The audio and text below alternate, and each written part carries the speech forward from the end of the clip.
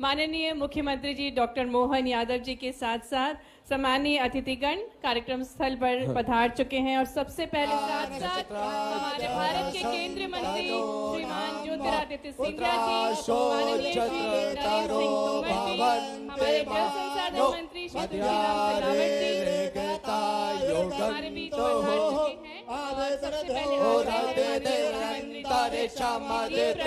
माता सविता सपुत्राः विश्वे देवाः तेहि पंचजना अदितेया तमदितेन मह्यौ शान्तिः प्रज्वलित कर आज के इस बृहद युवा संवाद का शुभारंभ करें।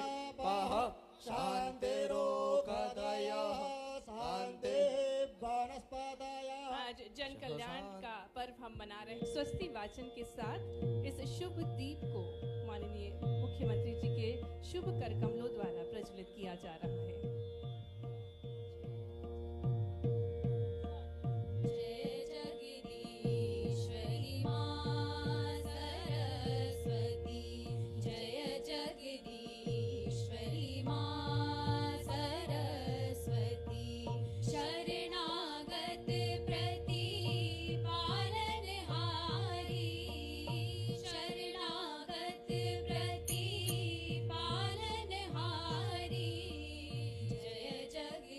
बहुत बहुत धन्यवाद माननीय मुख्यमंत्री जी, सम्मानीय अतिथिगण।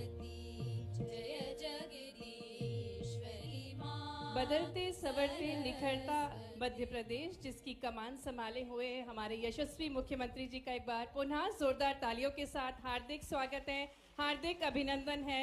संगीत कला संस्कृति की धरोहर तप और त्याग समर्पण की ऐतिहासिक नगरी ग्वालियर में आज माननीय मुख्यमंत्री जी बहुत सारी सौगातें ग्वालियर संभाग के लिए लेकर आए हैं। साथ ही साथ वृहद युवा संवाद को संबोधित करने के लिए भी हमारे बीच पधारे हैं। और जैसा कि हम सभी को ज्ञात है कि हमारे भारत की एक और अनूठी परंपरा है अतिथियों का स्वागत करना, आदर करना। और इसी क्रम में मैं आग्रह करूंगी अपर मुख्य सचिव उच्च शिक्षा श्री अनुपम राजन जी से कि वे आज के कार्यक्रम के मुख्य अतिथि हमारे यशस्वी मुख्यमंत्री जी को पुष्प गुच्छ भेंट कर उनका स्वागत करें। आपकी तालियां जोरदार बजना चाहिए। आज युवाओं के हौसलों को और पंख देने के लिए हमारे यशस्वी मुख्यमंत्री जी का शुभागमन हुआ है और तुलसी का पौधा जो कि प्रकृति का प्रतीक है उसको भेंट करके आदरणीय अनुपम राजन जी माननीय मुख्यमंत्री जी का स्वागत कर रहे हैं। पुनः आग्रह है आदरणीय श्री अनुपम राजन जी से कि वे माननीय केंद्रीय मंत्री जी केंद्रीय संचार मंत्री भारत सरकार माननीय श्री ज्योतिरादित्य सिंधिया जी को पुष्पगुच्छ, तुलसी का पौधा और शॉल श्रीफल भेंट कर उनका स्वागत करेंगे। आप तालियां जोरदार बजना चाहिए। आज युवाओं का संवाद है और जब युवा जिस सभा में उपस्थित होते तो ऊर्जा भरपूर होती है। पुनः आग्रह है आदरणीय अनुपम राजन जी से कि वे विधानसभा अध्यक्ष श्री नरेंद्र सिंह तोमर जी को पुष्पगुच्छ, शॉल श्रीफल और पौधा भेंट कर उनका स्वागत करेंगे जोरदार तालियों के साथ। माननीय विधानसभा अध्यक्ष मध्य प्रदेश श्री नरेंद्र सिंह तोमर जी का हार्दिक स्वागत है, हार्दिक अभिनंदन है। आग्रह करती हूँ युवा संवाद के लिए सर आज लगभग 2500 से ज्यादा बच्चे सर इस सभा कक्ष में हैं और लगभग इतने ही बच्चे सर बच्चों की संख्या ज्यादा है वो दूसरे हॉल में बैठे हैं और वो इसका एक तरह से लाइव प्रसारण देख रहे हैं सर। काफी बड़ी संख्या में बच्चे आए हैं। कार्यक्रम की रूपरेखा कुछ इस तरह से है सर कि आने के पहले इस कार्यक्रम के पहले बच्चों ने डिफरेंट स्टॉल्स का अवलोकन किया जिसे सर आपने भी देखा है। इसके बाद विभिन्न विभागों के द्वारा कुछ ज्योतिरादित्य सिंधिया जी से कि वे हम सभी को संबोधित करें। हमारे परम आदरणीय प्रदेश के यशस्वी लोकप्रिय हमारे मुख्यमंत्री आदरणीय मोहन यादव जी, हमारे विधानसभा के अध्यक्ष आदरणीय नरेंद्र सिंह तोमर जी, हमारे मंत्रीगण और मेरे सामने बैठे हुए केवल ग्वालियर का भविष्य नहीं, ये मध्य प्रदेश का भविष्य नहीं, ये भारत का भविष्य नहीं, ये विश्व का भविष्य बैठा है मेरे सामने। आज हमारे समक्ष हमारे मुख्यमंत्री हैं, हम सब उनकी बात को सुनना चाहते हैं। मैं इस मौके पर हमारे मुख्यमंत्री का स्वागत ग्वालियर की पावन धरती पर करना चाहता हूं और उनको धन्यवाद भी अर्पित करना चाहता हूं कि जिस तरीके से वे इस अंचल के और प्रदेश के एक एक अंचल में जाकर युवाओं के साथ केवल संवाद नहीं कर रहे हैं, लेकिन युवाओं के आने वाले मध्य प्रदेश का निर्माण हमारे मुख्यमंत्री जी कर रहे हैं। तालियों की गड़गड़ाहट से हम उनका ग्वालियर की धरती पर स्वागत करें। जिस दिन से प्रभार संभाला है, इस मध्य प्रदेश को बनाने की एक कशिश इनके दिल के अंदर, औद्योगिकरण के लिए एक एक संभाग में रीजनल ऑनक्लेव, युवाओं को प्रोत्साहित करने के लिए नई नई योजनाएं, हमारे मुख्यमंत्री काम आगे बढ़ाओ योजना के आधार पर हजारों नौजवानों को स्टाइपेंड दी गई है अप्रेंटिसशिप के लिए। और मैं इतना ही कहना चाहता हूं कि हमारा मध्य प्रदेश का वैभव, हमारे मध्य प्रदेश का भविष्य, हमारा शिल्पकार ये नौजवान पीढ़ी रहेगा, जो मुख्यमंत्री जी के मार्गदर्शन में जाकर आने वाले मध्य प्रदेश और आने वाले भारत और आने वाले विश्व को एक नई ऊंचाई तक पहुंचाएगा। तालियों की गड़गड़ाहट से हम मुख्यमंत्री जी का स्वागत करते हैं माननीय श्री नरेंद्र सिंह तोमर जी से।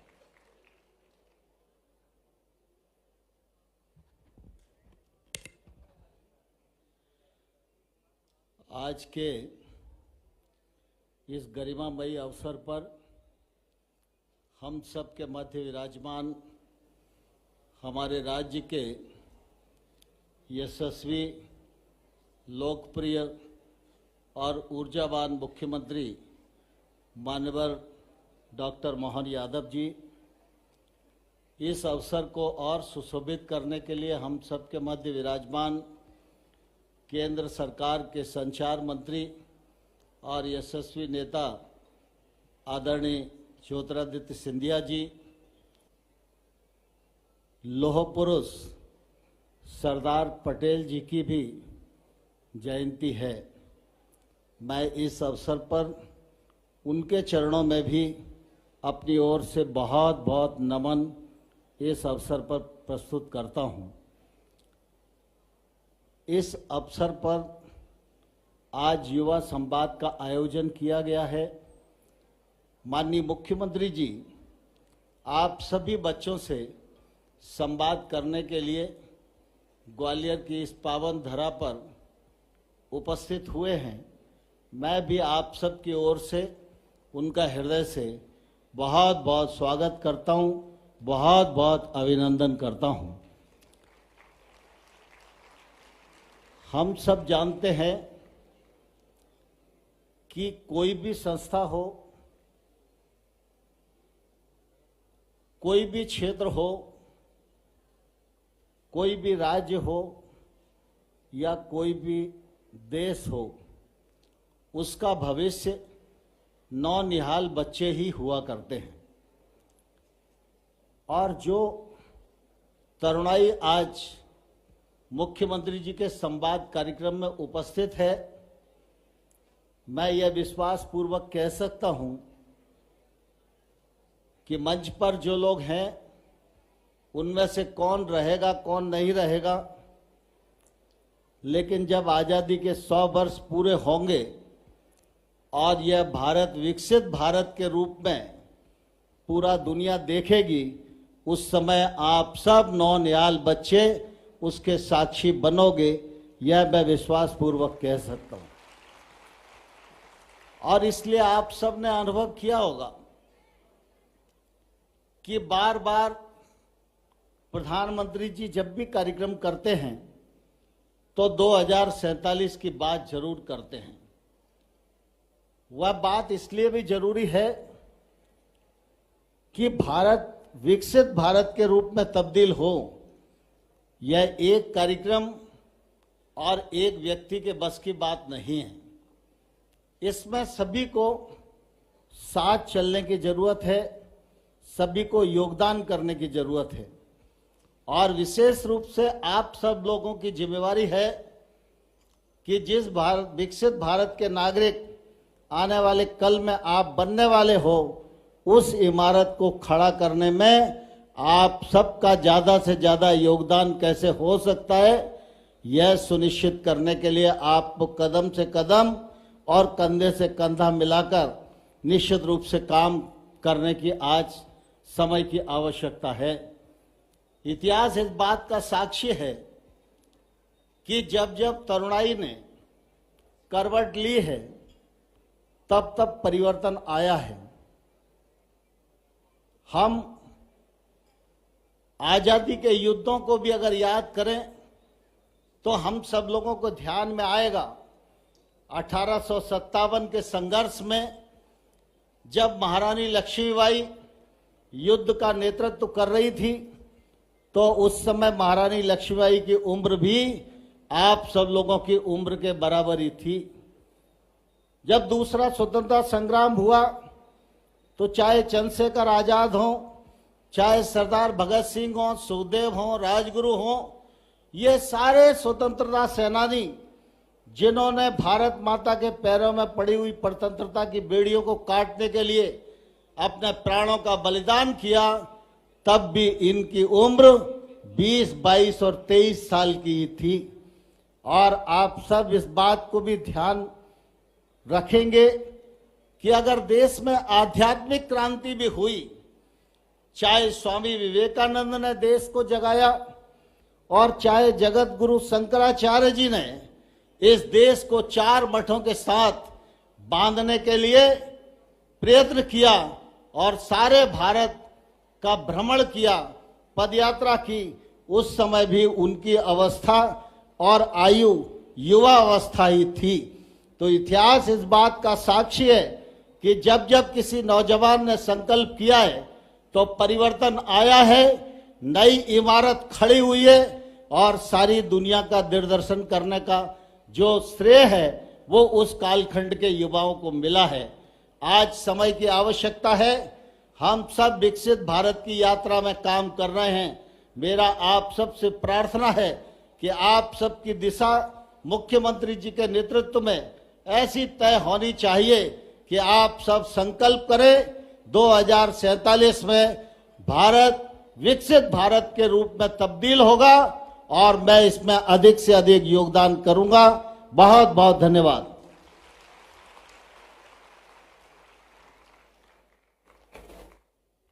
बहुत बहुत धन्यवाद आदरणीय नरेंद्र सिंह तोमर जी आपके उद्बोधन के लिए।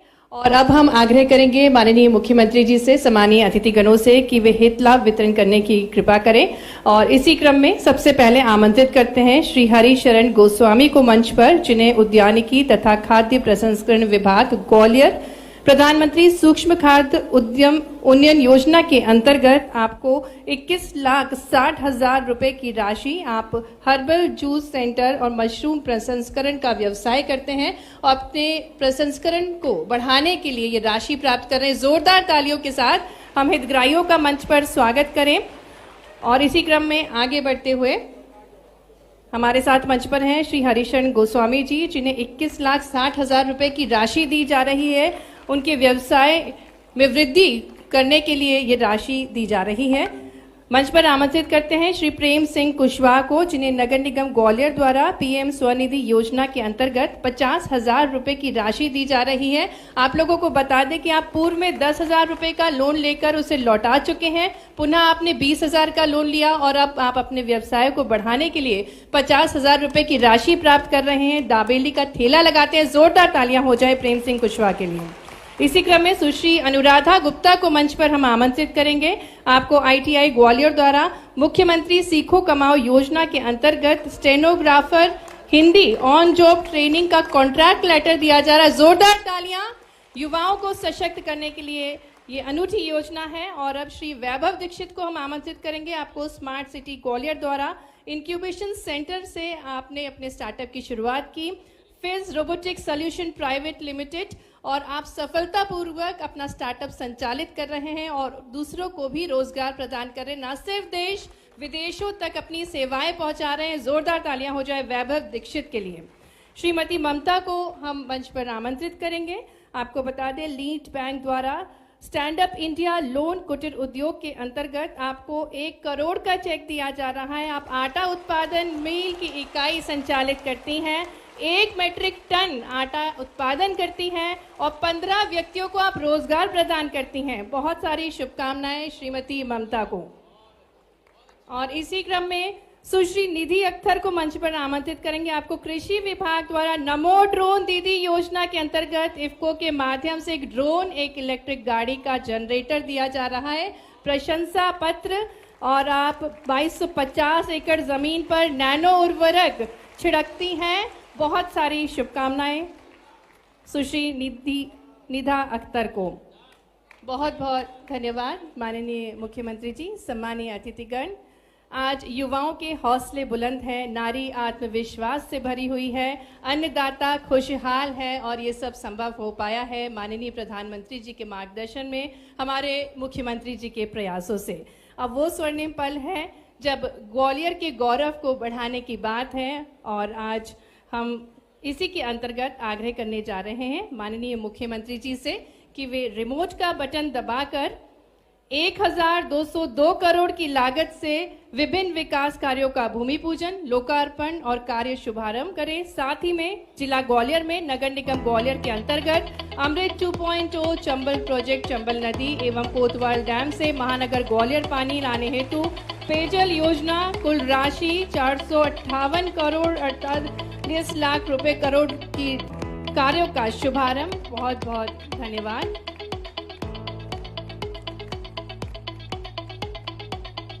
और अब तालियां बजती रहना चाहिए। अनूठी सौगातें ग्वालियर संभाग के लिए माननीय मुख्यमंत्री जी के शुभ कर कमलों द्वारा प्राप्त हुई है, और अब वो स्वर्णिम पल है जिसका हम सभी को बेसब्री से इंतजार था, जो अपने वेदों के ज्ञान से, परंपराओं से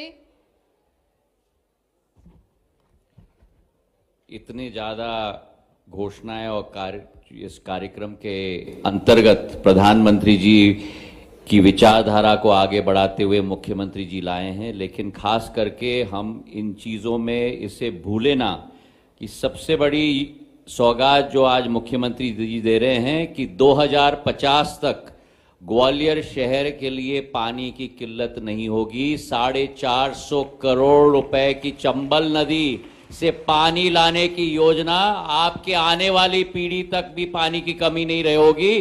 तालियों की गड़गड़ाहट से मुख्यमंत्री जी का हम धन्यवाद करें। और एक और अनूठी सौगात हम आग्रह करेंगे माननीय मुख्यमंत्री जी से कि वे सेवा मित्र ऐप का शुभारंभ करने की कृपा करें। जोरदार तालियां ग्वालियर के लिए। एक और अनूठी सौगात सेवा मित्र 2024 के अंतर्गत स्वच्छता के लक्ष्य की प्राप्ति के लिए एवं नागरिकों की सुविधा हेतु ग्वालियर सेवा मित्र ऐप का निर्माण किया गया।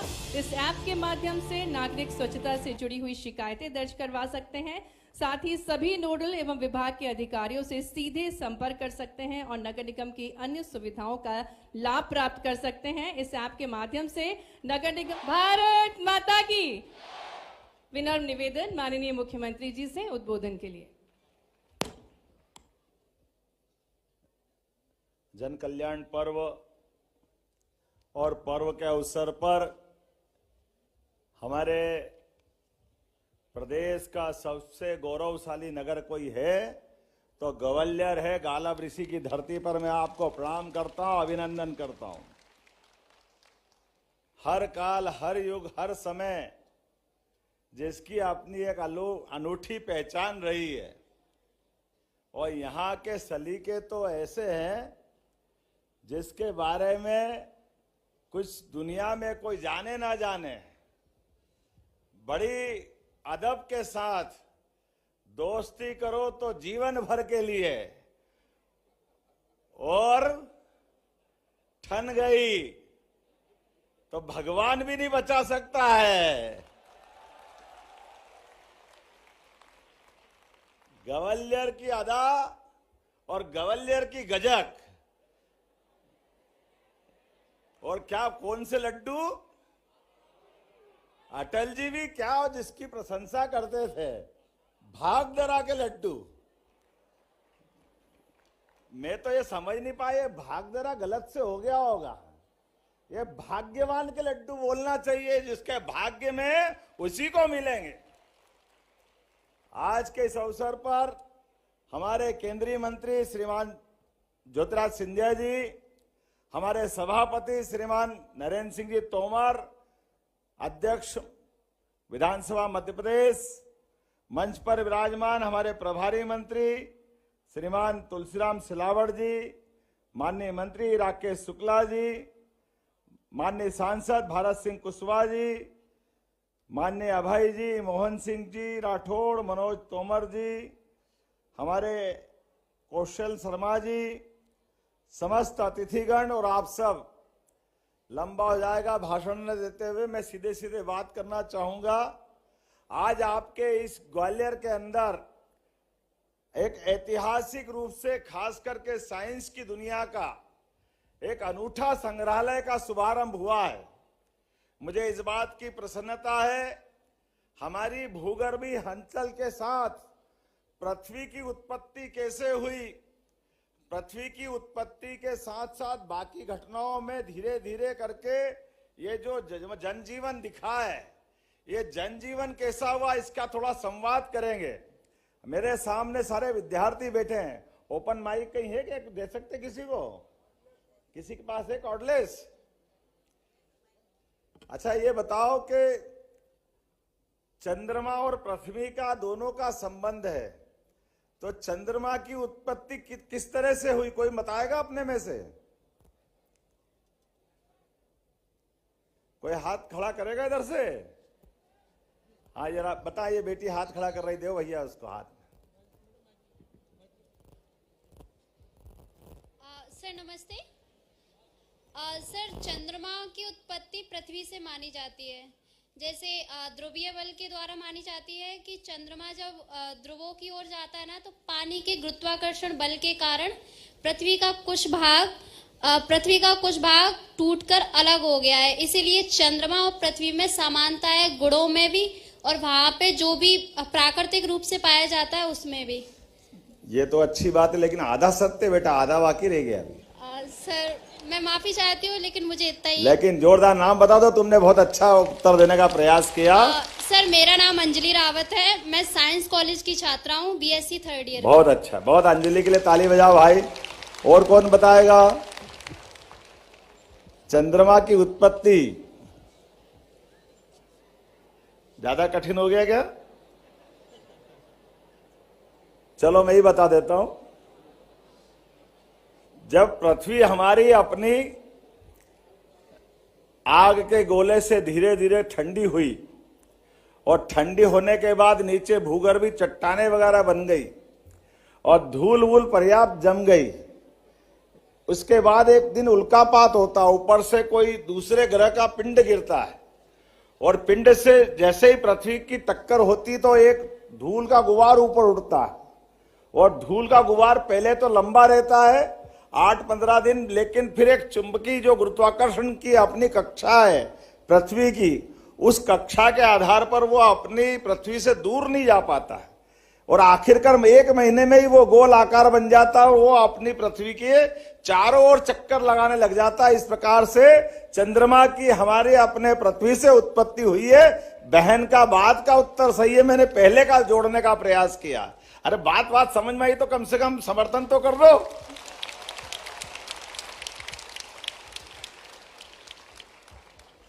हमारे बीच में परमात्मा की दया से थोड़ा सा एक प्रश्न और पूछता हूं।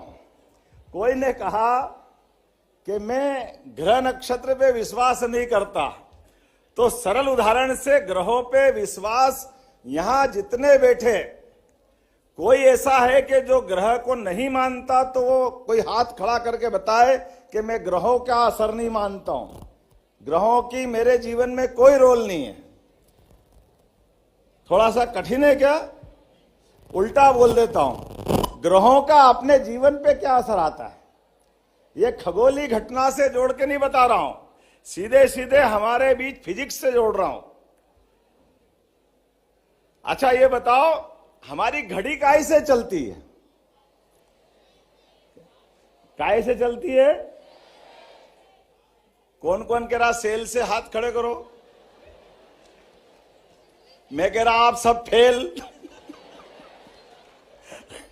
अरे घड़ी का सिद्धांत काहे से चलता है ये बता दो चलो। हैं? क्या हुआ? अरे सुई से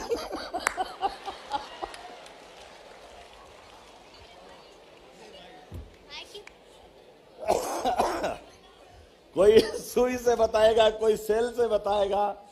पहले जब धूप घड़ी थी तब कैसे करते होंगे? छाया से भी चलता है ना।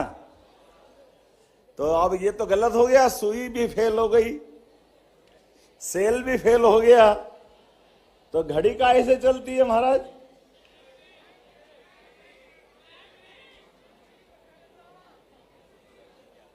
ये देखो, ये बात किनारे आई हमारे लिए। एक बात आप ध्यान देना, इस चराचर जगत में, ब्रह्मांड में कोई स्थिर नहीं है। साइंस के विद्यार्थी जानते होंगे, इलेक्ट्रॉन, प्रोटॉन, न्यूट्रॉन जो है जहां से चक्कर लगा रहे हैं, कोई अपनी जगह रुका हुआ नहीं है। ऐसे ही पृथ्वी भी चक्कर लगा रही है। किसके लगा रही है? देखो आपको मालूम तो था, तो चक्कर लगाने का उसका समय नियत है ना, एक अपने आप में है ना। और पृथ्वी दो तरह से घूम रही है, एक तो ऐसे घूम रही है और एक अपने अक्ष पे लगातार घूम रही है, जो दिन और रात की स्थिति लाती है। तो सच्चे अर्थों में घड़ी का सिद्धांत हमारा ये दो ग्रह की परिक्रमा है। तो हमारे में से कोई भी अगर ये कहे कि मैं ग्रह को नहीं मानता, तो घड़ी निकाल के फेंक दे भाई। घड़ी के बिना कोई कैसे कैलकुलेशन कर सकता है? तो मेरी बात समझ में आई है तो कुछ मेरे को लग जाएगा कि हाँ बात समझ में आई है।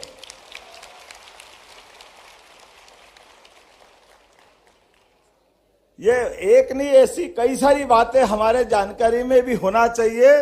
लेकिन आज जब ये हम अपनी रचना देख के आएंगे, क्या बोलते भूगर्भी रचनाओं के लिए हमारा इतना सुंदर संग्रहालय बना हुआ है।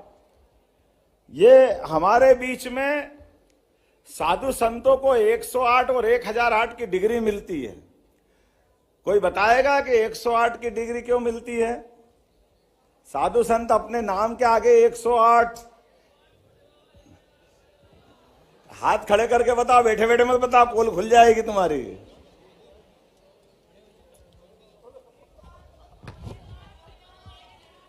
क्या हुआ? 1008 का अगर हम किधर है हाथ? बात तो बता सर। जैन सर 108 छोटे बाबा, 1008 बड़े बाबा, ये हमारे यहाँ।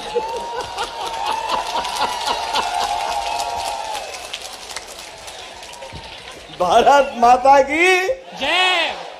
108 छोटे बाबा, 1008 बड़े बाबा, हो गया कल्याण। इससे बढ़िया कोई जवाब नहीं भाई।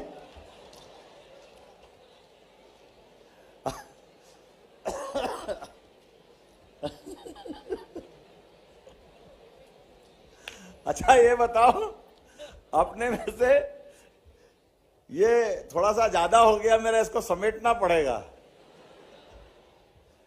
हमारे ग्रह कितने हैं? 9। पहले डिसाइड कर लो कितने। कोई 8 बोल रहा है, कोई 9 बोल रहा है। लेकिन चलो, आप ग्रह तो मालूम है। और राशि कितनी है?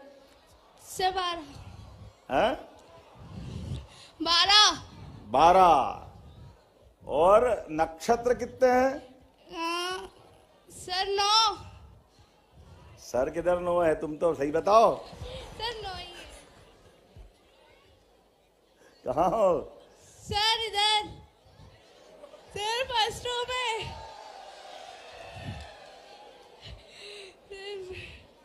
बताएं नक्षत्र कितने हैं? सर 27। बहुत अच्छा, ताली बजाओ जिसने 27 बोला उसके लिए। एक 28 भी होता है जिसे अभिजीत बोला जाता है, जो केवल एक। वीडियो बना दे यार मेरी। ये गवर्नर स्टाइल में बम्बार्डिंग हुई, किधर से हुई है? बहुत अच्छा। पंडित जी बताओ, क्या बता रहे थे? बताओ, एक बार रिपीट करो। जो जो कि 27 होते हैं, उसमें से एक 28वां भी होता है, जिसे अभिजीत बोला जाता है, वो केवल 1 घंटे के लिए आता है। नहीं नहीं, लेकिन तो 27 तो पक्का है ना। हाँ, 27 तो पक्का है, लेकिन तो वो भी आता है उसके साथ अच्छा, में। एक नक्षत्र साल में कितनी बार आता है? अब इतना नहीं पता।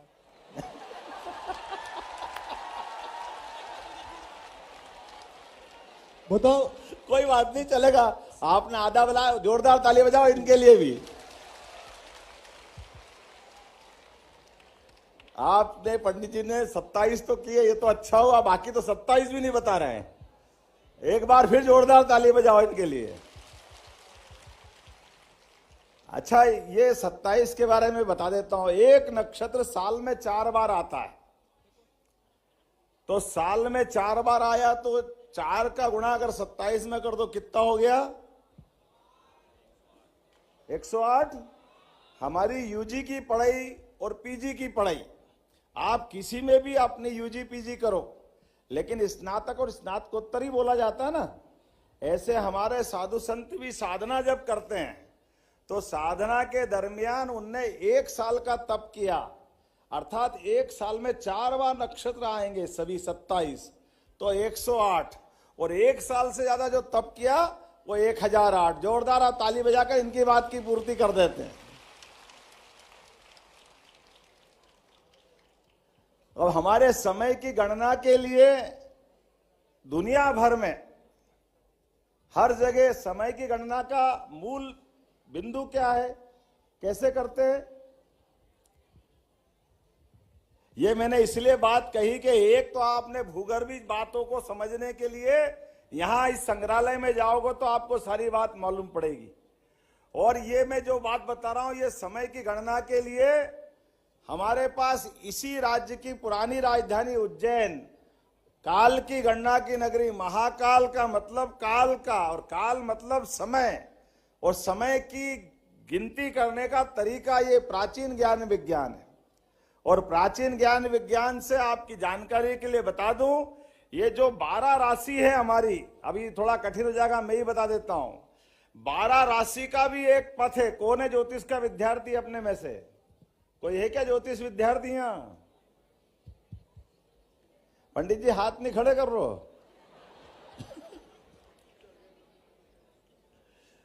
तो ज्योतिष के विद्यार्थी थोड़ा सा उसके नजदीक पहुंचेंगे कि हमारे यहाँ अपने पृथ्वी ये 360 डिग्री पर पूरा अपना आकार मान लेती है, ऐसा ही है ना 360 डिग्री, और प्रत्येक डिग्री, प्रत्येक राशि को 30-30 डिग्री पे रख दो तो कितना हो गया?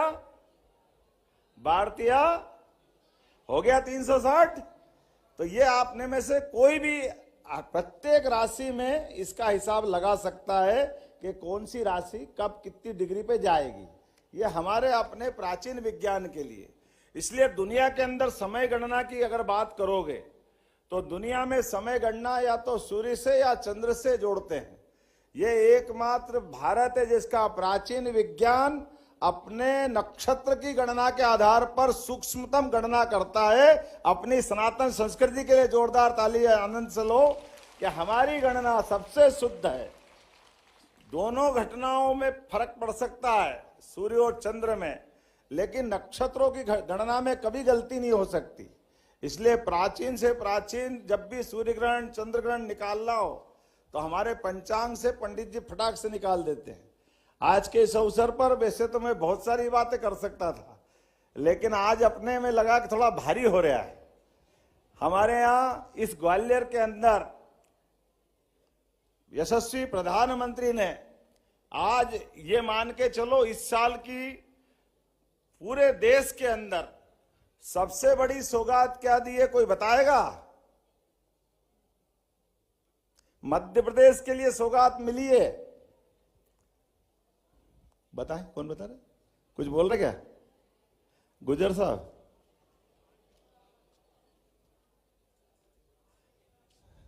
हाँ जरा जोर से बोलो, अच्छे बोलो, बोलना डर के मत बोलो। वो जोरदार ताली बजाने का केन बेतवा लिंक योजना के लिए मंजूरी दी है। जोरदार ताली बजाओ। नदी जोड़ो विश्व का पहला, ये वाकई अद्भुत योजना है। एक नदी से दूसरे नदी को जोड़ करके उस जल राशि का उपयोग अपने जीवन में भी किया जा सकता है। ये वाकई विश्व का नदी जोड़ों का कल्पना की थी स्वर्गीय भारत रत्न अटल बिहारी वाजपेयी जी के लिए। जोरदार अभिनंदन करो अपने अटल जी के लिए। और ग्वालियर वाले तो और जोर से बजाओ, हमको मालूम है। मेरे को क्या मालूम, आप कह रहे हो यहाँ के, वो तो बजा ही नहीं रहे ताली। तो हमारे बीच में से ग्वालियर से संबंध आता है इस बात का। लेकिन ये बात सही है कि नदी जोड़ो अभियान दुनिया के अंदर पहली बार आकार साकार मिलेगा तो हमारी केन बेतवा नदी के माध्यम से मिलेगा। और एक और बड़ी योजना है जिसको बोलते हैं पार्वती काली सिंध चंबल योजना, पीकेसी योजना। ये ग्वालियर संभाग ऐसा संभाग है जिसको दोनों का लाभ मिलेगा। अपने आप के लिए जोरदार अभिनंदन कर लें। मित्रों, मैं ये बात आपके सामने इसलिए कह रहा हूं, आपकी आयु में और मंच पे बैठे हुए और सामने बैठे नीचे वाली लाइन के आयु में अंतर है। हम लोग वो दौर से निकल के चले जाएंगे जिनने ये जल के कष्ट के आधार पर जो अपनी उन्नति हो सकती थी, जहां तक जा सकते थे, वहां जाने में अभी हमारी परिणाम तक आने में काफी कष्ट हुए, लेकिन हम देख नहीं पाए। लेकिन आपकी पीढ़ी एक नया इतिहास लिखेगी जिसके बलबूते पर मध्य प्रदेश दुनिया के सामने आदर्श प्रदेश बनेगा। मुझे इस बात की गारंटी है। ये माननीय प्रधानमंत्री द्वारा दिए जा रहा राशि 1 लाख करोड़। जोरदार अभिनंदन करो अपनी केन बेतवा नदी योजना के लिए। 1 लाख करोड़ के आधार पर केन बेतवा नदी जोड़ो अभियान पूरा होगा। और नदी जोड़ो अभियान के आधार पर हमारे 8.5 लाख बुंदेलखंड के लोग, और बुंदेलखंड से शिवपुरी तक, शिवपुरी एकमात्र जिला ऐसा रहेगा जिनको दोनों नदी जोड़ों का लाभ मिलने वाला है। इस बात का आनंद हमारे सबके बीच में होना चाहिए। पार्वती काली सिंध चंबल योजना का लाभ और केन बेतवा का लाभ, दोनों का लाभ एकमात्र जिला, लेकिन पूरा क्षेत्र ये एकदम से आनंद में आएगा। आज बोलने के लिए तो लंबी सारी बातें थी, लेकिन समय थोड़ा कम पड़ रहा है, मुझे भी जाना है। लेकिन आने वाले समय में हम सब अपने आसपास घटने वाली बड़ी बड़ी जानकारी की, और सामान्य रूप से दुर्भाग्य के साथ कहना पड़ रहा है, हमारे यहाँ लॉर्ड मैकाले की शिक्षा नीति ने हम सबकी शिक्षा व्यवस्था में केवल पाठ्यक्रम में हमारे जो आने वाले क्वेश्चन पढ़ करके जो छोड़ते हैं और अगली परीक्षा की तैयारी करते हैं, इससे हमारा परिपूर्ण मनोविकास नहीं हो पाता है। अब नई शिक्षा नीति के बलबूते पर हमारे ज्ञान अर्जन की जो जिज्ञासा है, वो जिज्ञासा को समाधान करते हुए संसार में घटने वाली सभी घटनाओं पे अपना सबका जिज्ञासु मन आगे से आगे बढ़ता जाए, सभी बातों की जानकारी आपको मिलती रहे, सब बातों को आप समझते रहे। इस जिज्ञासा के भाव को बनाए रखने के लिए हमने युवा संवाद अभियान चालू किया है। मेरी अपनी ओर से आज के अवसर पर आप सबको बधाई, बहुत बहुत धन्यवाद। भारत माता की जय। आज के इस गर्मामय कार्यक्रम में माननीय हमारे मुख्यमंत्री जी श्री मोहन यादव जी, श्री ज्योतिरादित्य सिंधिया जी कैबिनेट मंत्री को मैं इस गर्ममय कार्यक्रम में आने के लिए बहुत बहुत धन्यवाद देता हूं। और मुझे पूरा विश्वास है कि इस कार्यक्रम के माध्यम से यहाँ पर बच्चे बहुत लाभान्वित हुए होंगे। यहाँ पर उनको शासन की योजनाओं की जानकारी दी गई है और सामान्य प्रशासन का भी हमें बहुत सहयोग रहा। मैं उन सभी को धन्यवाद देना चाहता हूँ, मीडिया कर्मियों को धन्यवाद देना चाहता हूँ। जीवाजी विश्वविद्यालय के इस परिसर में आज 2 गरिमामय कार्यक्रम हुए हैं। पहले कार्यक्रम के पश्चात आज मुख्यमंत्री जी ने ग्वालियर को बहुत अधिक समय दिया, जीवाजी विश्वविद्यालय को बहुत अधिक समय दिया। मैं उनको भी बहुत बहुत बार बार धन्यवाद देता हूं। आप सभी को इस कार्यक्रम में आने के लिए बहुत बहुत धन्यवाद।